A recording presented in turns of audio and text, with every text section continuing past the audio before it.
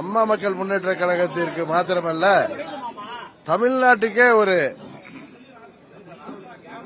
நல்லதொரு ஆட்சிக்கான தொடக்கத்தை நோக்கி அதில் நாங்களும் பங்கு பெறுவதற்காக மக்கள் விரும்புகிற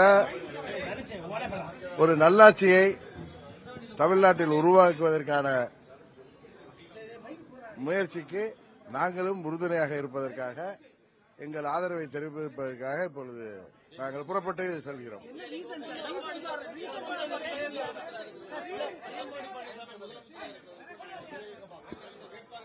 சார், இதெல்லாம் நான் உங்களுக்கு 11 மணிக்கு மேல பேசுறேன். ஒன்னே ஒன்னு சொல்றேன், விட்டு கொடுத்து போவர்கள் இன்றைக்கு கெட்டு போவதில்லை.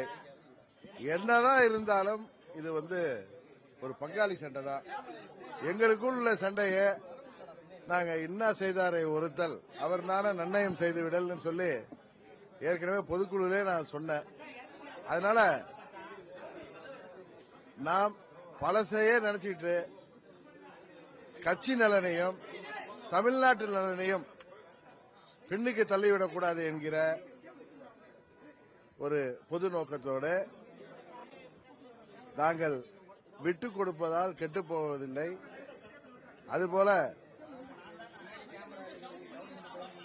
எல்லாவற்றையும் இணைக்கிற சக்தியாகிய அம்மா அவர்களின் தொண்டர்கள் என்ற முறையில் ஓரணியிலே திரண்டு மீண்டும் தமிழ்நாட்டில் அம்மாவுடைய ஆட்சி வருவதற்கு, மக்களாட்சி வருவதற்கு, நல்லாட்சி வருவதற்கு நாங்கள் உறுதுணையாக இருப்போம் என்பதுதான் எங்கள் நிலைப்பாடு.